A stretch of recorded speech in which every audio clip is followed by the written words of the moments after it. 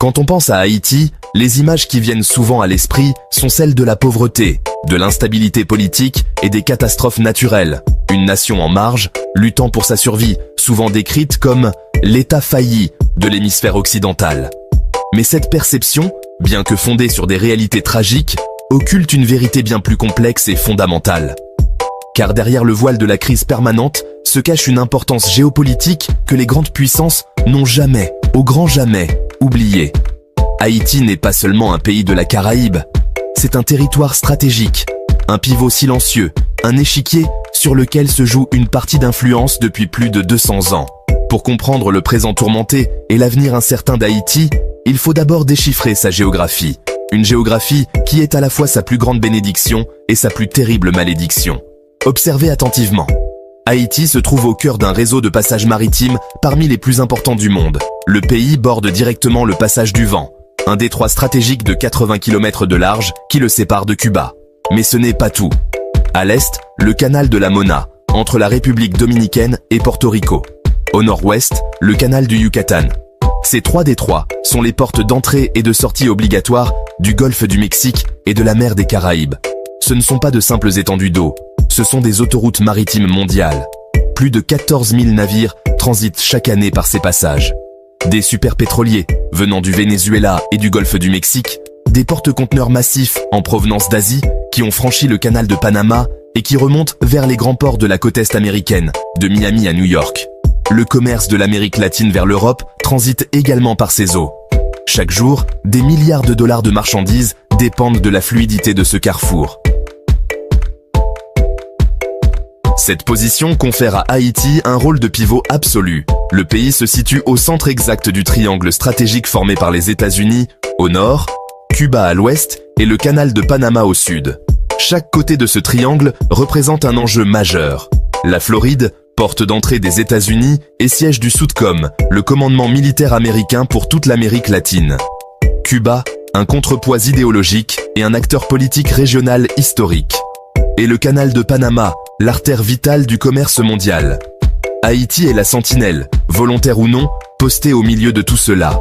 C'est donc, par définition, un espace militaire ultra surveillé. Les États-Unis, via leur base de Guantanamo à Cuba, leurs puissants radars en Floride et à Porto Rico, et leurs patrouilles aériennes constantes, maintiennent une vigilance de tous les instants. C'est une zone cruciale pour la sécurité nationale américaine, une ligne de défense avancée contre le trafic de drogue et l'immigration illégale, mais aussi et surtout, une zone de déni d'accès stratégique contre toute incursion d'une puissance rivale dans ce qu'ils considèrent comme leur arrière-cour. L'adage militaire est bien connu.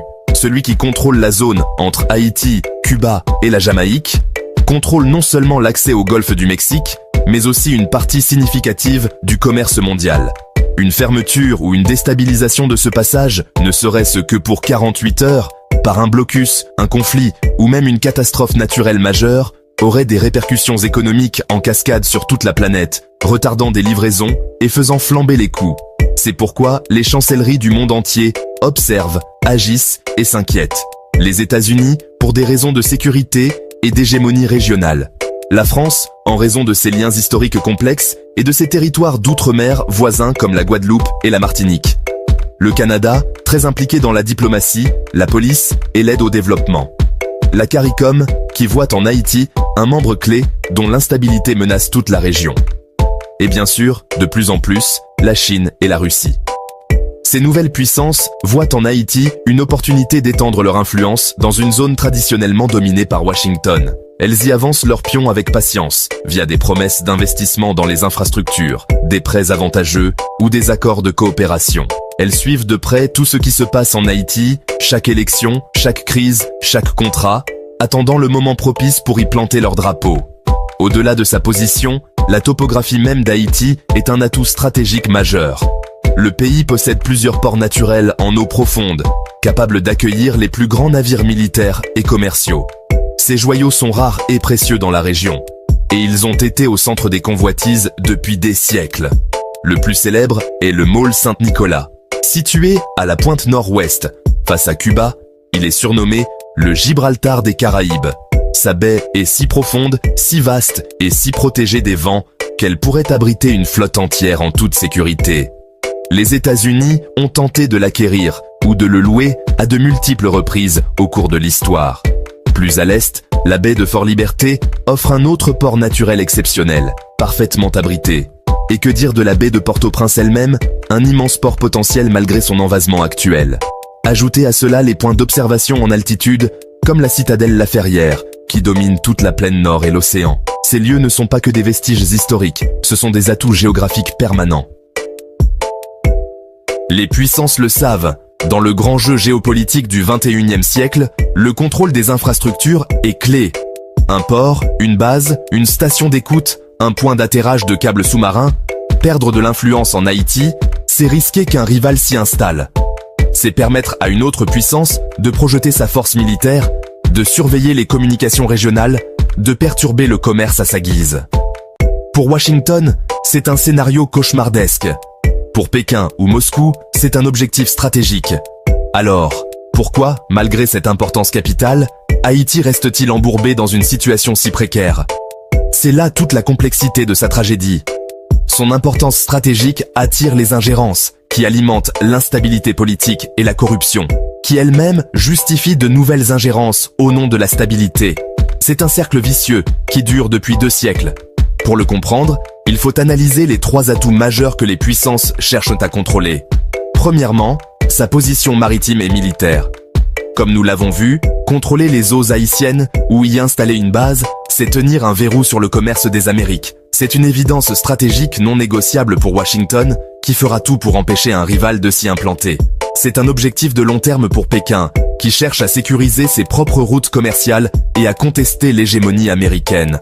Deuxièmement, son potentiel d'alliance et son poids symbolique. Haïti n'est pas une île isolée politiquement. En tant que première république noire indépendante, née d'une révolte d'esclaves victorieuse, elle possède une puissance symbolique immense, notamment en Afrique et dans la diaspora.